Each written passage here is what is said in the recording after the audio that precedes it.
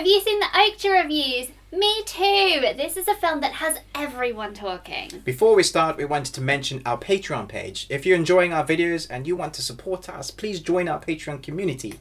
We release exclusive contents and do loads of giveaways over there. So we would love to welcome you to the fam. Thanks again to all of our amazing patrons. Yay. We aren't reviewing Okja today because I'm not sure we can add anything. There are some great reviews out there already. Yeah. What we can do is give you some context and let you know where it came from and how it landed on Netflix. Also, we would encourage you to check it out and not browse past it on Netflix. It really is amazing.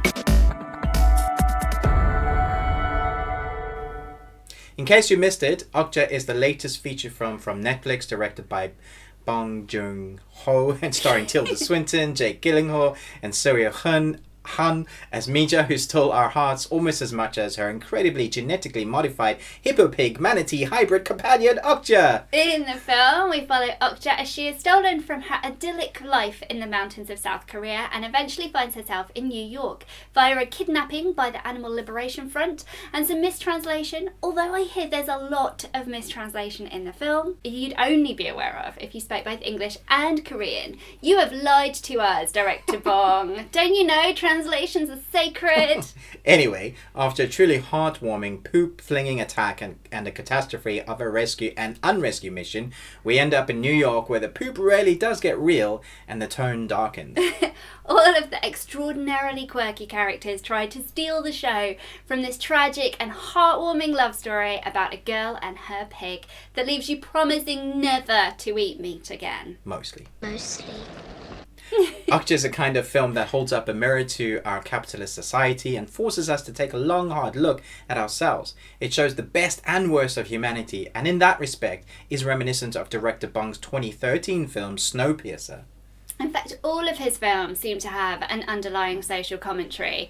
He comments on the structure of capitalist societies, the treatment of the poor, vulnerable and disabled, and now the commercial meat industry. His films may veer towards being a little too obvious in their political statement, but this is a brave movie in contemporary cinema. Pesky meat guys.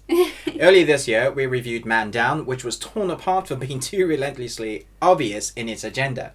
Maybe there is a little too much to like in Okja for it to receive a similar reception. It's got a warm welcome from a score of 84% on Rotten Tomatoes. Awesome. If anyone really trusts the critics anyway, on Rotten Tomatoes at least, so there's that. That is not to say that there haven't been issues. Okja was one of the films that Netflix took to Cannes Film Festival, and although the cast and directors said that they were happy to have been able to show their film at Cannes, and this is obviously a great honour, it must have stung that they were not able to be eligible for any of the awards. That farmer girl is going to destroy us.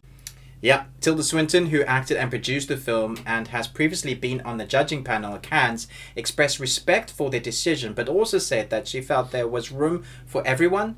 We think it was a massive shame that they weren't even considered. Yeah. The reason for Cannes showing Netflix's contributions was, of course, to do with the fact that it is a streaming service. Although the rules regarding French cinema screenings and Netflix's business model make them completely incompatible. There would need to be a French cinema release for them to be able to be considered for any award. I mean, to show a film in a French cinema, you have to agree not to show it on TV for 3 years.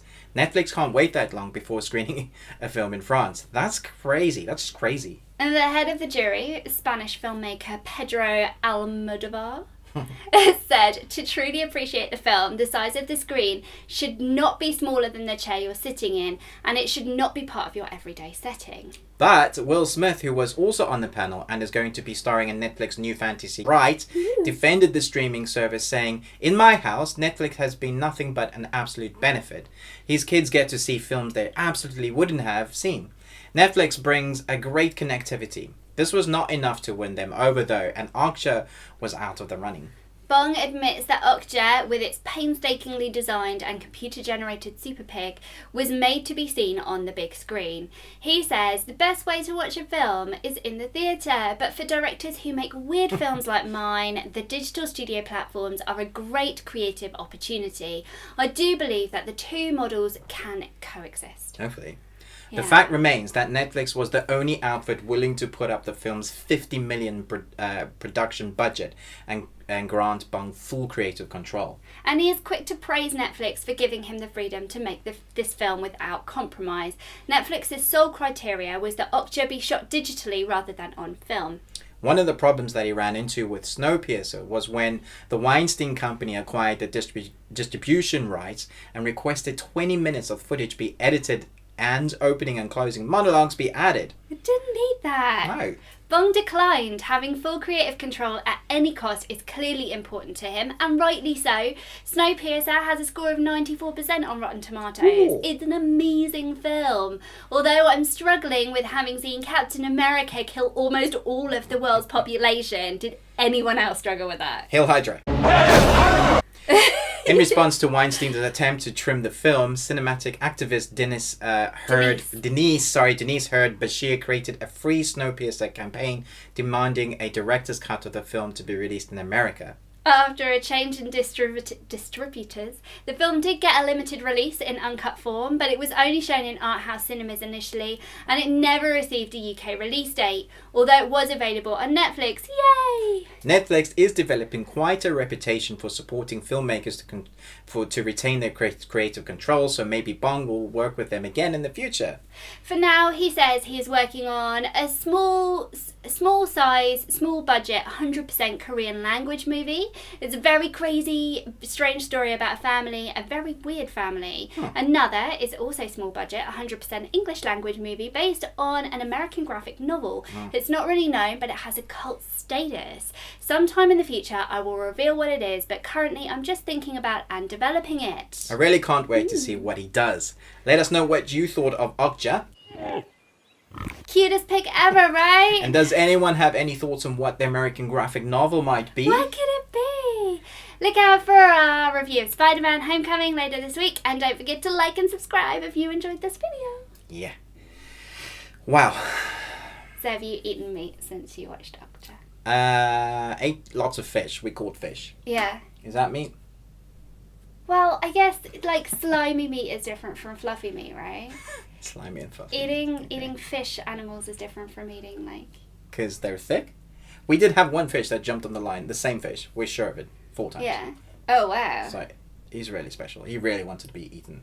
What? So you caught him and you threw him back? We had to throw him back because he's the spiky kind and they're only good for bait. So we were like, no, we don't like you, get back. And he was like, no, pick me, pick me. Oh, that's so flipping cute. We also had loads of seagulls following us who wanted to eat our fish. Oh, wow. And Kirsten and I was just going the whole time, mine, mine, mine. There was a crab, so it was perfect. Mine.